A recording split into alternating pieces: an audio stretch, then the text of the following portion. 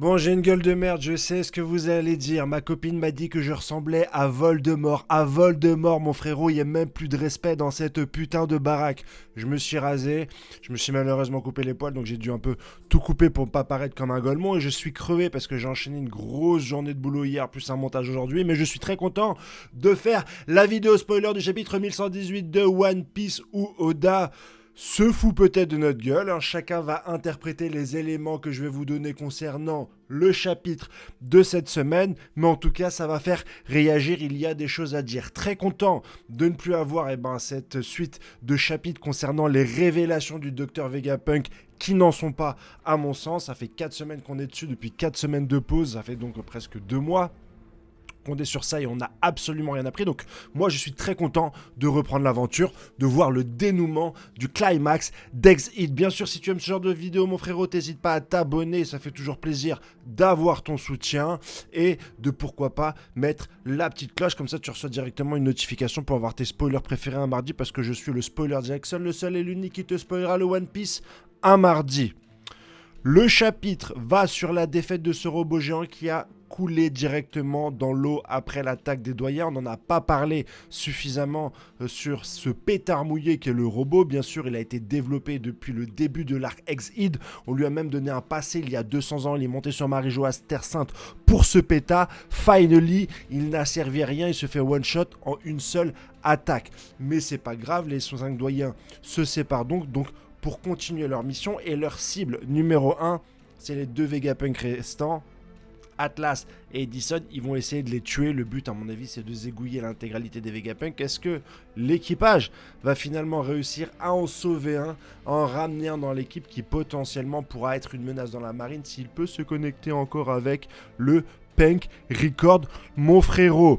On a Warcury qui attaque le bateau Elbaf. C'est une des 2 solutions pour pouvoir quitter l'île. Est-ce que l'équipage va se séparer suite à ça? Oda nous avait un peu dit, Luffy devrait aller sur Elbaf si et seulement si il y arrive. Donc c'est peut-être pas sûr, peut-être séparation de l'équipage, etc. Ça pourrait être intéressant d'avoir une fin un peu moins prévue que celle qui nous a été donnée. Je fais confiance à Oda de ce côté-là. Et enfin, bon, petit tour du monde, hein. On va voir Léo, on va voir Rebecca, Tutti Quanti qui vont dire waouh, les révélations du Dr Vegapunk qu'on connaissait déjà.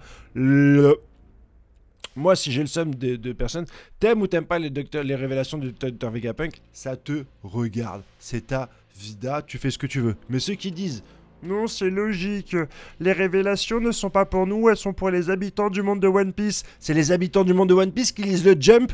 Est-ce que c'est les habitants du monde de One Piece qui lisent les spoilers? Non. Ah mais si, Oda il est toujours logique, c'est toujours la bonne chose. Vous êtes vraiment les pires des escrocs.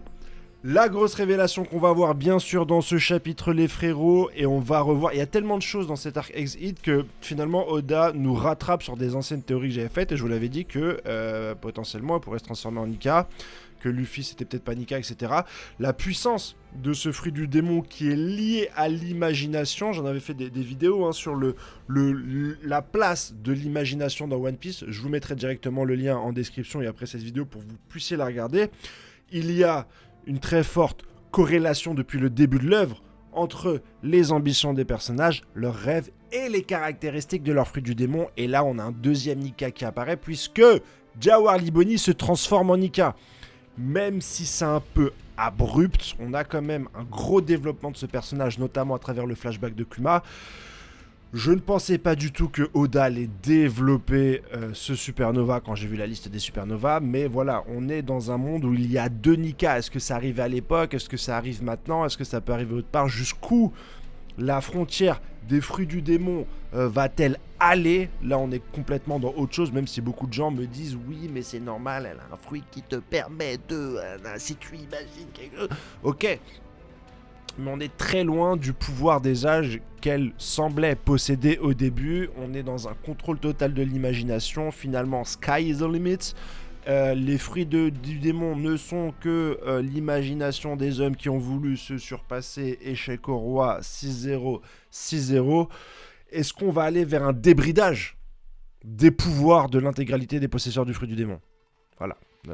La question est posée. La question est posée. Dis-moi si tu aimes ce genre de vidéo en t'abonnant. Donne-moi ton avis en commentaire, mais ça tu le fais déjà, donc je n'ai pas besoin de te le dire. Et regarde la vidéo que j'ai sortie, ma dernière théorie sur la fin de One Piece, le monde de l'imagination, le retour du Nika et tutti quanti. Bisous les amis, ciao bye bye, je vais continuer à bosser, aller dormir, bye. Bye bye bye. Bye bye bye.